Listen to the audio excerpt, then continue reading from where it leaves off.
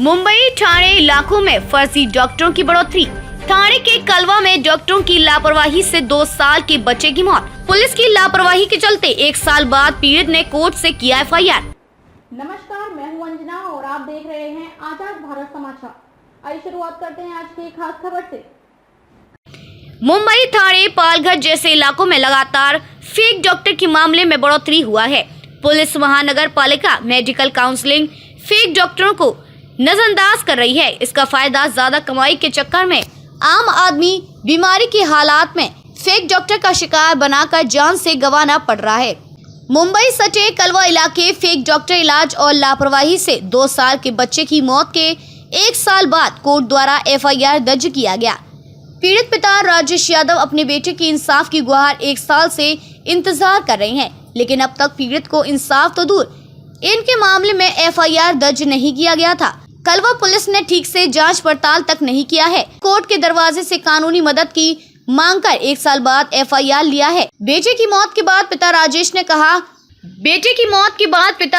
ने कहा, जून 2022 में मेरा बच्चा गिर गया, उसको चोट लगी थी। मैं साईं सेवा अस्पताल में बच्चे को लेकर गया था। अस्पताल में पैसा लिया, गारंटी देकर बच्चे को सुबह भर्ती किया गया था।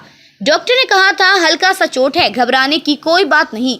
इसके बाद शाम में मेरे बच्चे की मौत हो गई। डॉक्टर का नाम BK यादव, सुभाष चंद्र यादव और जाफर खान, ये 3 डॉक्टर थे। इन डॉक्टरों को सजा मिले, मेरे बच्चे को न्याय मिले। इस मामले में पीड़ित पिता को वकील शिव पासी, प्रगति प्रजापति कानूनी इंसाफ का प्रयास कर रहे हैं। एडवोकेट शिव ने कहा कि डॉक्टर अस्पताल की लापरवाही से बच्चे की मौत हुई है। समय रहते बच्चे को सही इलाज मिलता तो आज बच्चे की जान बचाया जा सकता था। डॉक्टर के खिलाफ FIR दर्ज होने के बाद फर्जी अस्पताल में चलाया जा रहा था। इस पूरे मामले में खुद को डॉक्टर बताने वाले विकलेश यादव, जफर खान फरार है। इनके साथ फर्जी डिग्री वाले सुभाष यादव मेडिकल काउंसलिंग रद्द किया गया। फिलहाल कोर्ट के आदेश पर पुलिस कार्रवाई करेगी, तब मामला साफ होगा और बच्चे की मौत पर पीड़ित को इंसाफ मिलेगा।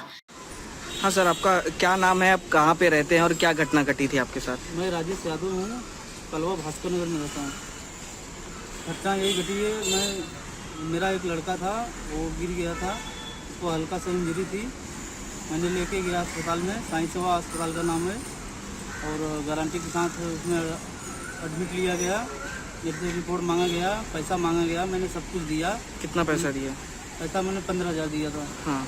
और उन्होंने इलाज के लिए गारंटी लेके एडमिट किया था, और सुबह 9:30 बजे एडमिट किया था, शाम 5 बजे एक्सपायर हो गया बच्चा। और कोई वहाँ ट्रीटमेंट के टाइम कोई था नहीं।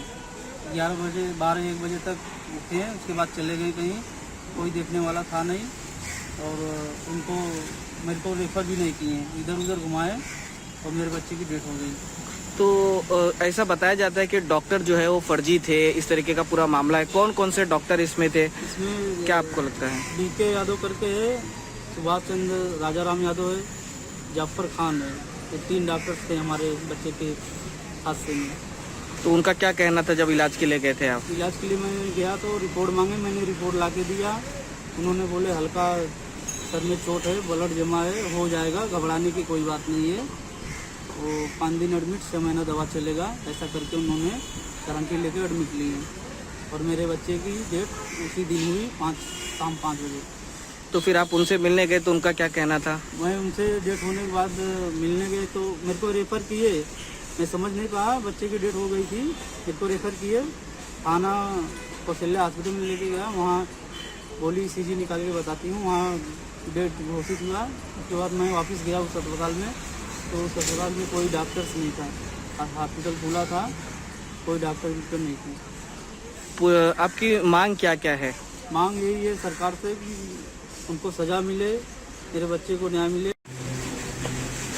शिव जी, जो ये फर्जी डॉक्टर का पूरा ये मामला हुआ है, जिसमें एक बच्चे की मौत भी हुई है, ये पूरा क्या किस तरीके का मामला है ये? देखिए, इसमें जो है लापरवाही की वजह से बच्चे की मौत हुई, क्योंकि अगर समय होते हुए अगर किसी उसको हायर सेंटर भेजा गया तो बच्चे की जान बचाई जा सकती थी। जब इनके पास इंफ्रास्ट्रक्चर नहीं है, इनका फैसिलिटीज अवेलेबल नहीं है, और ये प्रोफेशनल एक्सपर्ट डॉक्टर नहीं है, पहली बात तो कहीं ना कहीं ये डॉक्टरों की चूक हुई, जिससे इनकी चूक के कारण बच्चे की जान गई। जो तो समय होता अगर ट्रीटमेंट मिला होता तो बच्चे की जान बचाई जा सकती थी।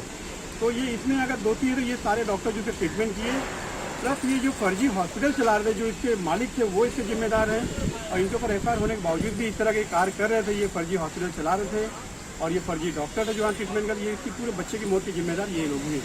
इसमें जो डॉक्टर है वो कौन कौन से डॉक्टर इसमें शामिल हैं और उनकी क्या डिग्री थी?